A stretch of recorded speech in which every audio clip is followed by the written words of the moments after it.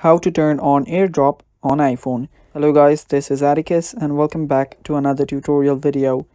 In today's video, I'll teach you guys how you can turn on AirDrop on your iPhone. So without any further ado, let's dive right into it.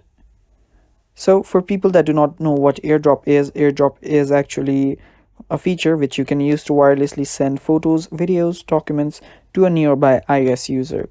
So if you want to turn on AirDrop, all you have to do is just go to your control panel on the top right corner, just swipe from top right corner and head over to the connectivity section. It's this one right here, and after you tap on it, you will see the AirDrop right here.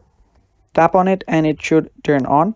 Make sure that your Bluetooth is also turned on, and after you turn both of that on, now people nearby you who has also AirDrop will be able to send you photos, videos, documents, and yeah, it's that simple. That is how you turn on AirDrop. Now you will receive a small notification which will allow you to accept those photos or videos. So simply tap on accept to accept that videos and files. And yeah, that is basically all for today's video. Thanks for watching. Stay tuned for more, and bye bye.